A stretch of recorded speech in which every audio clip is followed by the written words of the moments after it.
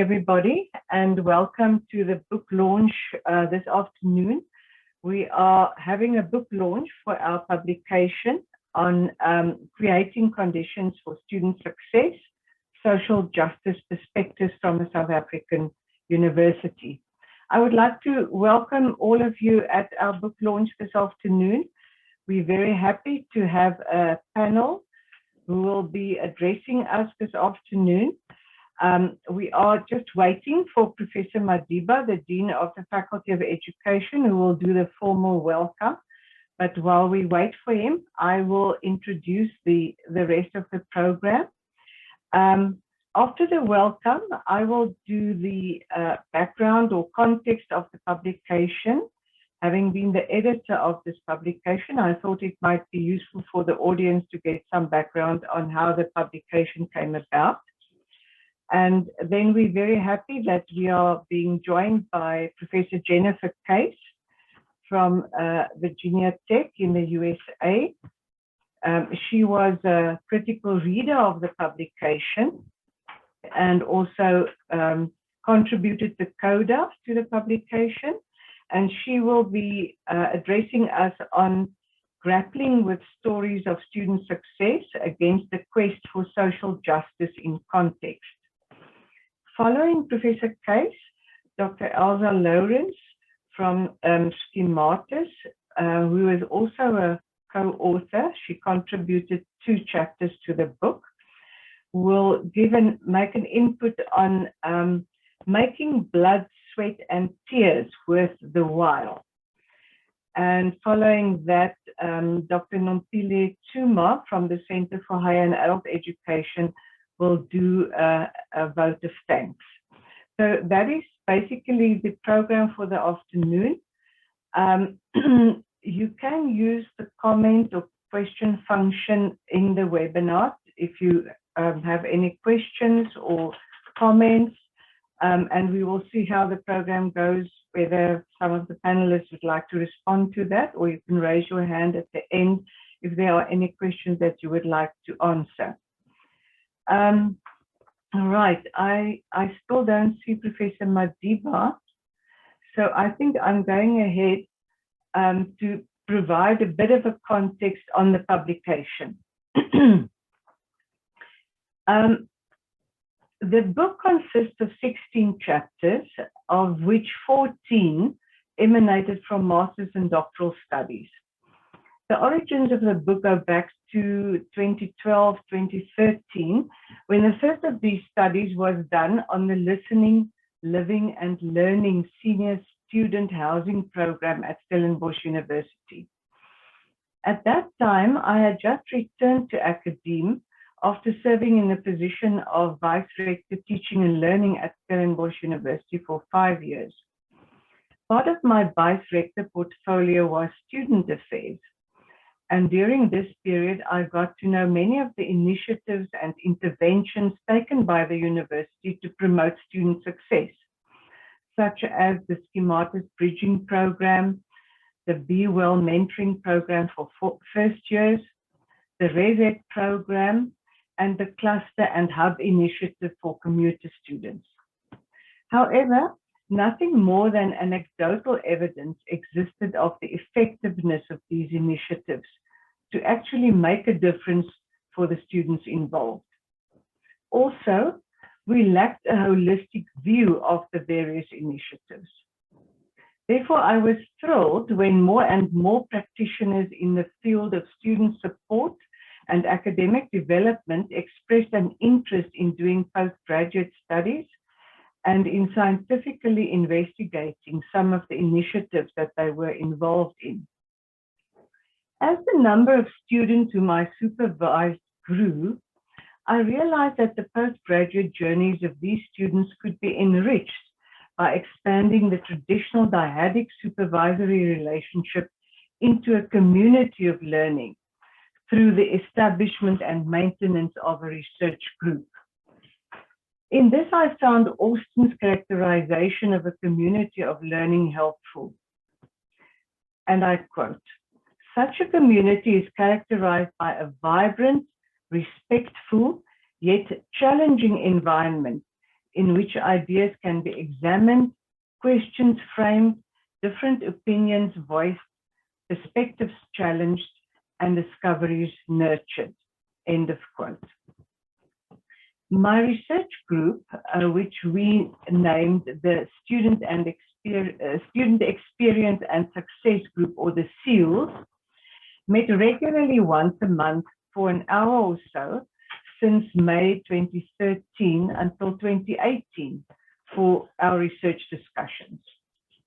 For the members of this group, this provided a safe space to not only present their research challenges, but also to discuss issues around student success and support that they encountered in their daily practice. Many of these issues were related to social justice.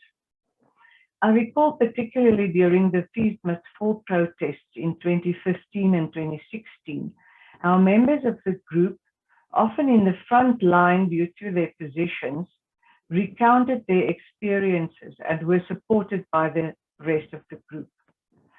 So even though the original studies did not have an explicit social justice focus, this was certainly a recurring theme in many of our conversations. In conceptualizing the book, I wanted to move beyond the original research findings of each of the studies. For this, I drew on a 2012 book chapter by Bozalek and Leibovitz, in which they proposed an evaluative framework for a socially just institution, using three theoretical frameworks, namely the capabilities approach of Sen and Nussbaum, Nancy Fraser's theory of social justice, and Tronto's ethics of care. After mooting the possibility of a book with the potential authors and getting enthusiastic buy-in, we had a workshop where we discussed the idea of the book and the three theoretical frameworks.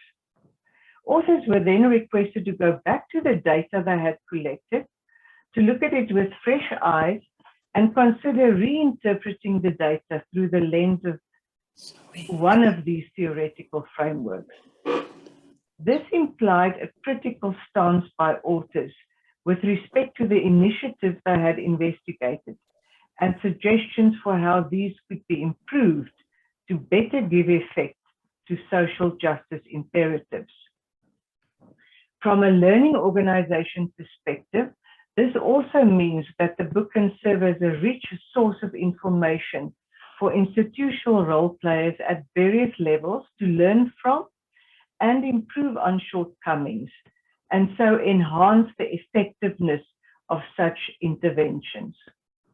Furthermore, these case studies can find broader application in other higher education institutions, nationally and internationally, by demonstrating how institutions can go about creating conditions for student success, and how social justice imperatives can, more or less successfully, be responded to by higher education.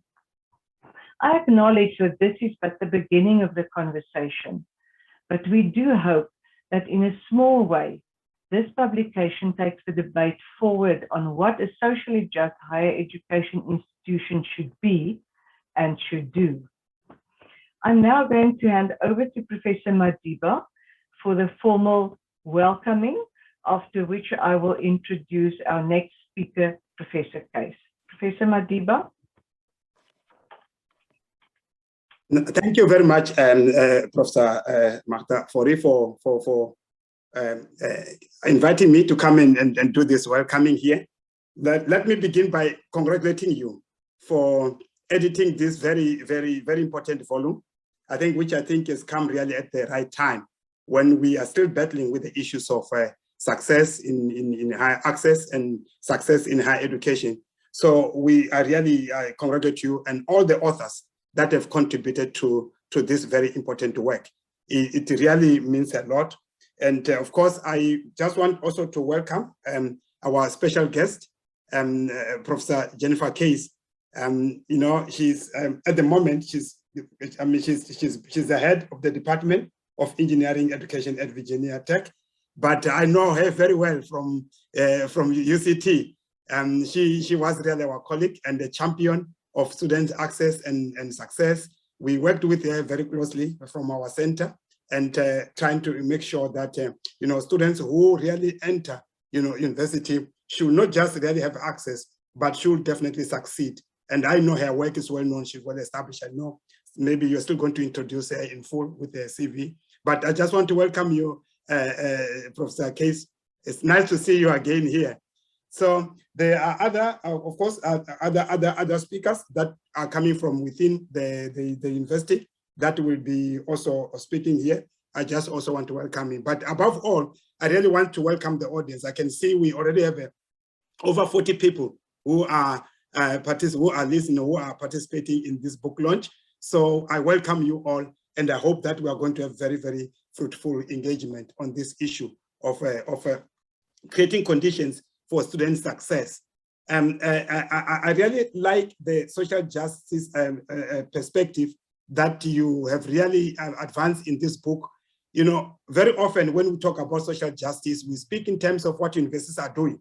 It is like students who are coming have got no agency.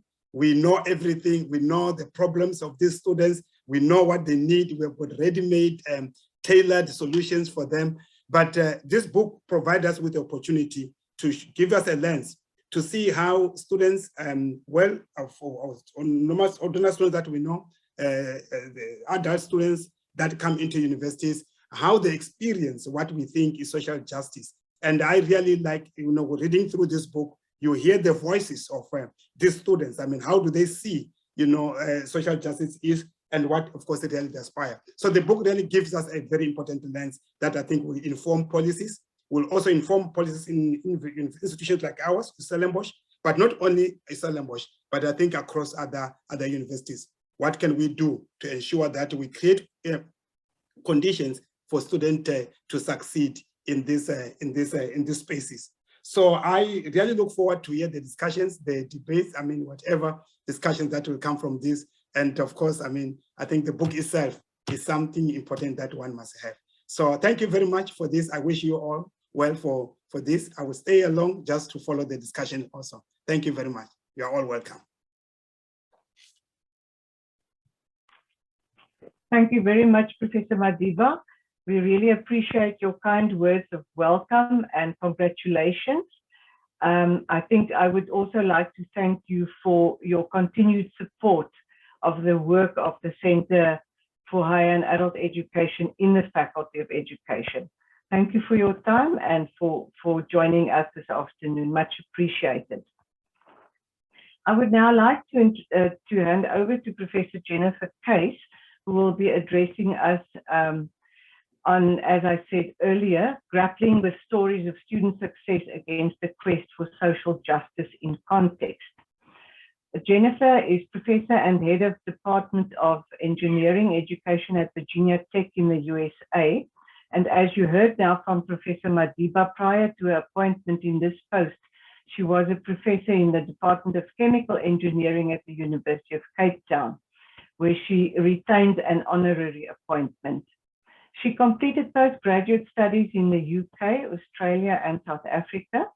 And with more than 2 decades of undergraduate teaching and curriculum reform work, she is a well-regarded researcher in engineering education and higher education.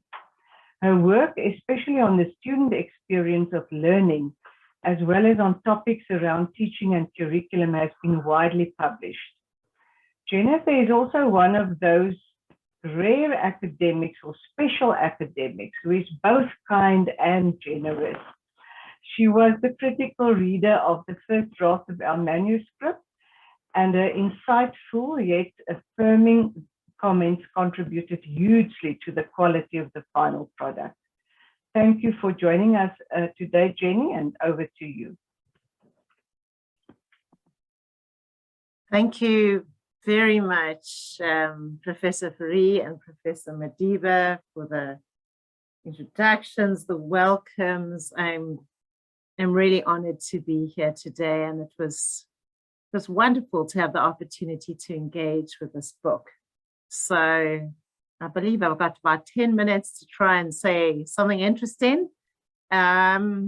I've got a few things that I want to say, and so thank you, and just lovely to see some familiar names in the audience, and yeah, wish I could be with you in person today, but at least we have this advantage of being able to do things online. So I've got some notes here. I wanted to kick off by saying actually personally what it meant to me to engage with the group of researchers here. So I was so excited to see boekbekendstelling for one of the announcements about this. And I asked Magda, can't I speak in Afrikaans for the thing? No, I do understand that we are running this in English, but I still wanted to say, because Oud Marty, and actually it's Stellenbosch University that made me tweetalig and brought forward a language, a love of Afrikaans language and a facility in that. And wonderful to have my colleague, Professor Madiba, here and his commitment to multilingualism in South Africa. So you will see this coming back to some of my later comments, that I've interpreted some things of what I read in the book through my own lens of being a BSc student back in the late 1980s in a very different Stellenbosch University. Actually, it was called Universiteit van Stellenbosch those days. And it was confusing because it was US and confused people. But at any rate, I do have some comments that actually also relate to reflections on my own experience then. So firstly, there are a number of things that I think are very significant about this book. Right here. And amazingly, it's free online. I love that commitment to access. An institutional case study is really exciting. There are a significant number of people working in various aspects of the life of Stellenbosch University focused on access and student success, who have done research projects to bring forward insights, not only for the institution, but the way they've written it up means that the findings of this book will be of interest to others, and I know already are. So, in relation to framing it as around social justice, I do think that was a very smart move in the book because it gives a real coherence, and it actually made each author grapple with that. And the grappling shines through. So I do want to say, it's interesting. I did a piece that I wrote maybe about a decade ago or so, sort of musing on where this framing of social justice came from. Because there was a point where we didn't use that term in South Africa. We talked about transformation. My daughter would tell me, Mom, transformation. Mess your mouths up. And then we started taking on the global language of social justice. And I've really grappled with what that rhetorical move does for us. I do want to say here, it really can be rhetorical, like a lot of these things. What shines through in this book, I feel, is actually an orientation to students that is not just rhetorical. There's a real care. There is a real interest in the lived experience of students. And a thing that I said I would mention, and I wrote a bit on the coda to the book. So as you know, I studied at Stellenbosch, but I've done most of my working life was at the University of Cape Town. Well, those are two very different cultures of institutions. And the thing that I found I completely acknowledge being Stellenbosch in the later part of the period and everything that meant and how racially restricted that was. And those early days were slow grapplings with moving the institution towards the new future. And we could talk for a long time on that. But one thing I do want to notice is what I felt is a real pastoral quality, even as a student. I hope you'll forgive me if I say there were a lot of people who actually were called tunnies, who looked after us as students. Even people who managed the scholarship offices and financial aid, you would call it now.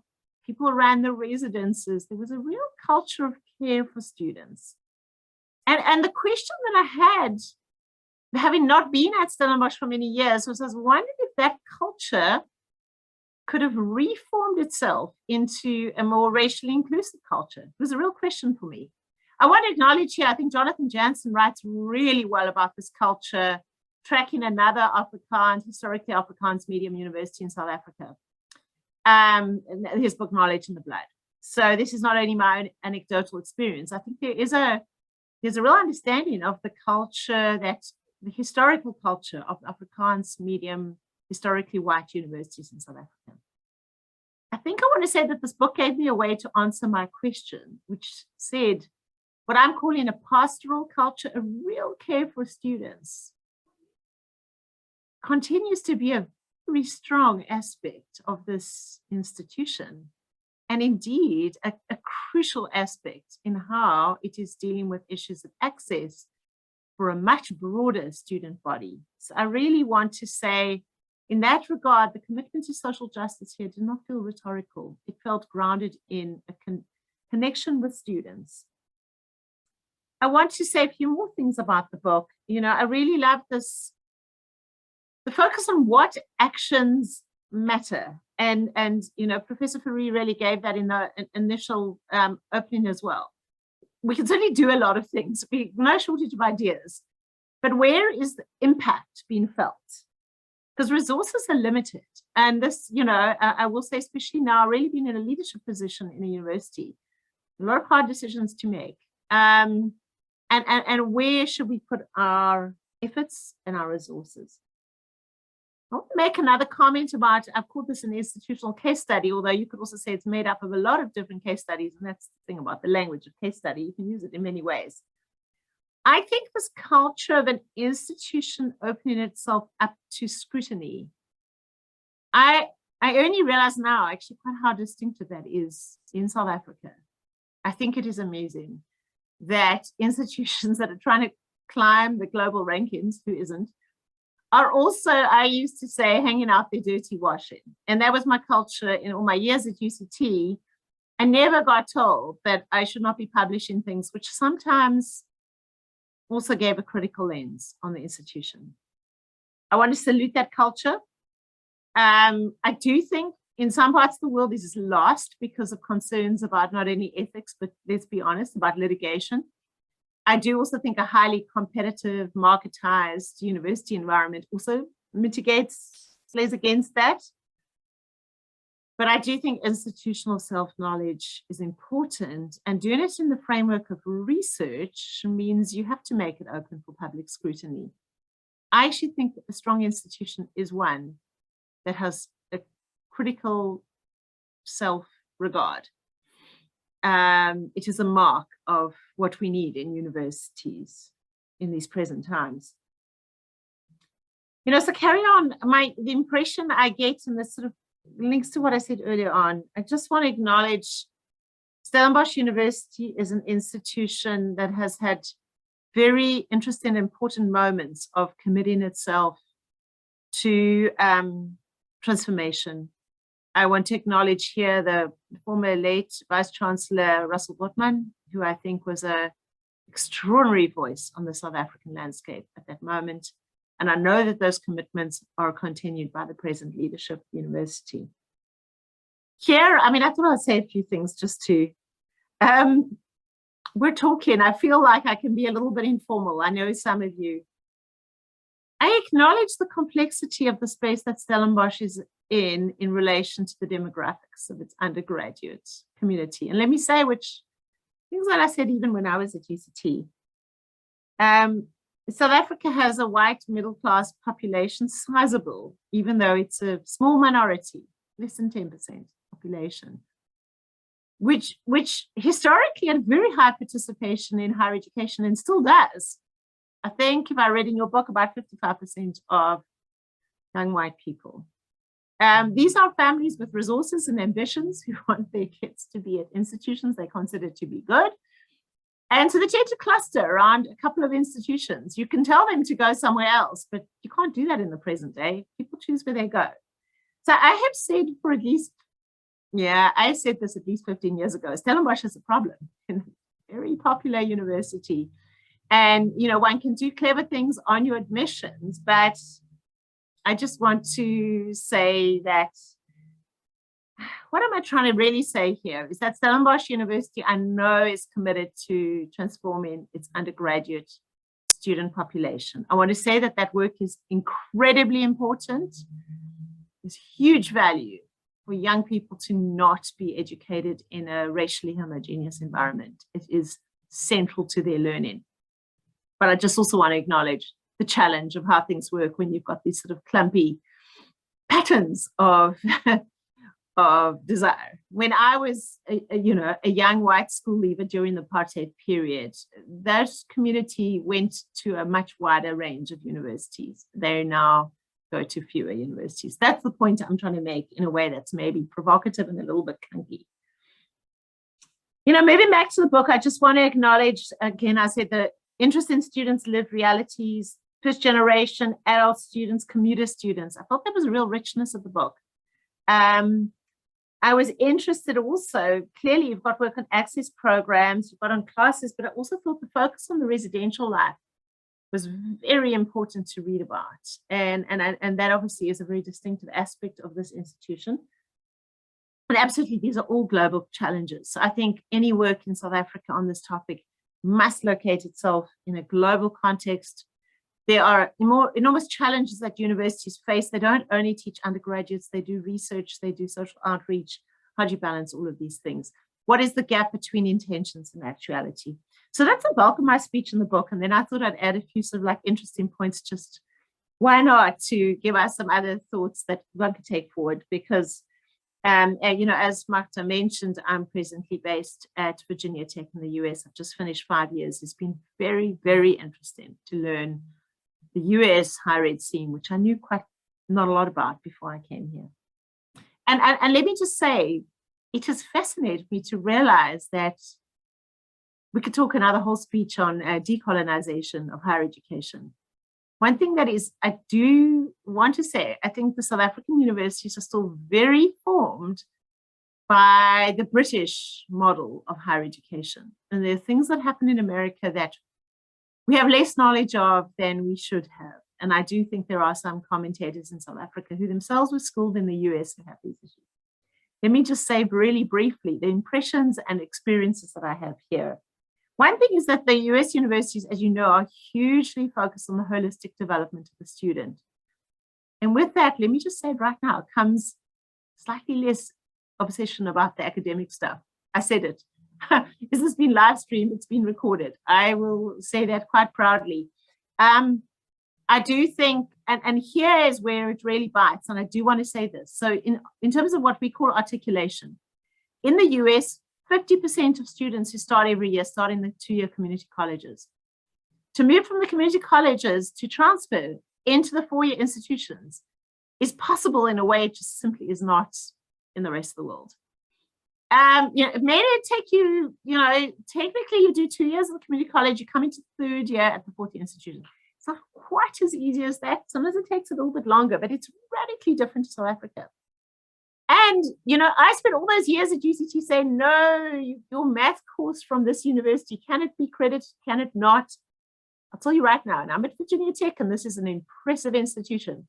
A student can go and do their 2nd year maths course at the community college, and we say, fine.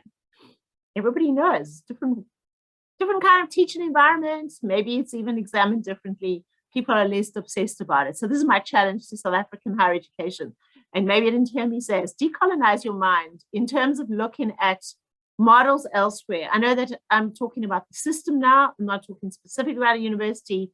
Maybe it comes back to say I'll tell you why it links to this book. I see here a focus on holistic student development. I think that's crucial. I do think that there are ways in which we have academic barriers. We have curricula that are rigid. We make it hard for students to articulate. I do feel that's a challenge I want to put out there to South African higher education. I know we grappled with that in the book that we wrote more recently for going to higher education. And then finally, just to say you did incredibly well through COVID. Just my vantage point. Obviously, I stay on all the grapevines. I just want to acknowledge the huge challenge of running a university during the pandemic in South Africa.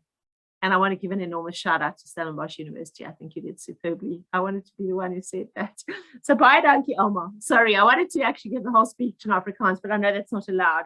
but I just feel excited also by so many aspects of this institution. And thank you for your time. I know I went a little bit over my 10 minutes. I'm introducing the next speaker. So it's my great pleasure to welcome and to introduce Dr. Elza Lourens. And here's a little bit of biographical detail. Many of you know her. She's the physical sciences facilitator in the Sci-Math US Access Program. You have to help me pronounce it. Sunsep or Sunkep? Help me, Elza, what is it? Sunset and schematis. Okay, excellent. Thank you for that help. It's obviously, as you know, Sunsep is in the Faculty of Education, Stellenbosch University. She's also an alumna of Stellenbosch University. She's been working in this program since 2001. Her research focuses on student access, retention, and success. The most recent research explored the journeys of graduates into first-time employment. I think it's an enormously important area, and really excited that Elza's work in that regard is the final chapter in the book. And she is actively involved in supporting underserved students during their study years, as well as during their transition into the labor market. Over to you, Elza, and thank you. Very much. Thank you. It is really my pleasure to address you this afternoon on my research journey. I'm a teacher. My parents were teachers, and my daughter is a teacher. Teaching is in our genes. In 2001, I joined the Schematis program, the Schematis Access program. Now, you've heard about the Schematis Access program, and many in the call know the program. But for those of you who do not know the program, Schematis is an access program providing an opportunity to students, underserved students who passed matric but didn't meet the requirements to enter a program of their choice in higher education.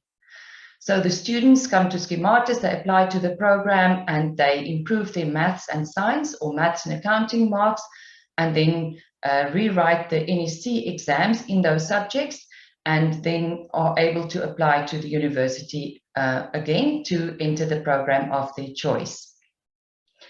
So this year is our 22nd year, and we have approximately 2,500 students who have completed the program.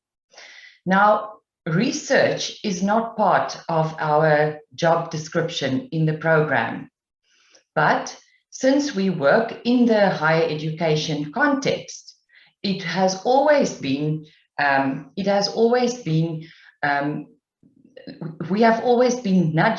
nudged towards asking typical research questions. What are we doing? Why are we doing it?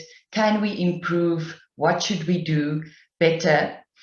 And then around about in 2007, one of my colleagues did her PhD on problem-based learning, and we started implementing problem-based learning in the program. That led us to 4 of us attending a conference on problem-based learning in Colima in Mexico. Now, as many of you know, once you have seen, you can't unsee. So that was my experience at that conference. It was a world opening up to me. I networked with colleagues. We learned so much about research, about different approaches, different ways of doing higher education. So it was impossible for me to come back after that conference and not be interested in research. So after 2007, I started a little bit informally doing research informally. I would say that was mostly evidence-based, based on my experience in the classes, nothing formal. And then in 2011, I started a formal research journey by just studying what research is, how to do research. I did a postgraduate diploma in monitoring and evaluation, but in addition to that, I had to do some modules on research methods and so on. And so I just couldn't stop after that. And then often during my years at Schematis, I would bump into former students on campus. And in the conversations with these students, I realized that not everything was smooth sailing for them. I realized that they were having challenges, that they didn't know how to cope, and I wanted to understand more about their experiences. And that literally led to my first research project. I invited 7 of the former students to share their stories with me, and that research culminated in chapter 2 of the book. I remember how they shared their stories, and I wrote up the narratives. And in order for them to make sure that I understood everything 100%, I asked them to read their stories after I've written up their narratives. And I remember one student telling me, she read the story and she sat and then she said, I just didn't want my story to sound like that. And it was such an humbling experience. Obviously, the research that I did had various additions, and I analyzed it in different theoretical frameworks, but it culminated in this chapter 2. And this is what I hold in front of me, and I hold up to you and say, read this. This is important, and we need to take note of the underserved students' experiences in higher education.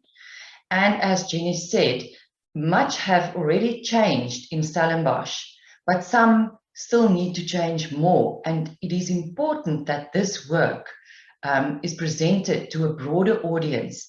And that's why the work in this book is so important. After that research project, the next question that came up was to understand what happens to these students after higher education. So the question I was asking was, how did these students experience the journey into first-time employment? I was really privileged to gain access to a huge pool of data from students who participated in a survey by CHEC, which is a consortium in Cape Higher Education. So I was able to invite 46 students from the 4 institutions in the Western Cape to participate in this study. So it was absolutely eye-opening to see or experience or hear their experiences of going into first-time employment. It varied literally from just doing the next step, moving into employment, from up to a student telling me, I wish I failed, because the most difficult thing I ever had to do was search for a job. So that was a wonderful experience. So if you consider the journey up to there, you would ask, but where does the blood, sweat, and tears come into all of this? Because it's really interesting, the questions that if I read my own work, I say, yeah, the questions are really interesting, and I would like to ask them again and get the answers again. But it is a difficult journey. Doing research is difficult. On a practical level, just to get the participants to participate. With the first research project, it wasn't that difficult because the students knew me and they were keen to share their journeys. But still, I had 5 interviews with 7 students, so it's 35 hours which you have to schedule in your workday with the students in their workday. And then with the second research project, I had to convince 46 complete strangers to give me an hour of their workday. We had to find a spot to sit, whether it's a coffee shop, whether it's an open office in their office park, whether it's an industrial park, and I had to find the places all over the Western Cape and in Gauteng, where I did the research. Those were the 2 provinces. And then all of the interviews, all of it was qualitative research. So I had this huge amount of interviews that had to be transcribed. Fortunately, I had a wonderful daughter who helped me with that. I did pay her for that though. But she was wonderful and did the transcriptions. I remember how she said that, can I please not use coffee shops because she can't hear a thing. It was so noisy. But so then after all of these 46 plus 35 hours of interviews that had to be transcribed, all of the analysis had to be done. And I did that in different frameworks. After the initial analysis with frameworks that I chose for the initial research, I did it again for this book in the new frameworks. So it is a lot of work, and then I still had to write it. And I'm a science teacher. I'm not a writer, and I've heard many writers saying how difficult it is to write up or just write a book. So for me, writing was really difficult. It was blood, sweat, and tears. However, now when I read these two chapters, chapter 16, which is the culmination of the second research project, and chapter 1, I'm absolutely grateful that I had the opportunity to meet these participants, and I was able to share their stories. And their stories are really important. And it's important in higher education that we take note of their stories. All the authors in this book, I think, have the same experience. What they learned, the data that we collected, the experiences that we wrote down are all important. So this book is important in higher education, and it's important that this book and the work in this book be shared. I always remember that Magda said, when we write down research, the experiences of the participants, the data is written down, and it is now evidence, and it cannot be denied.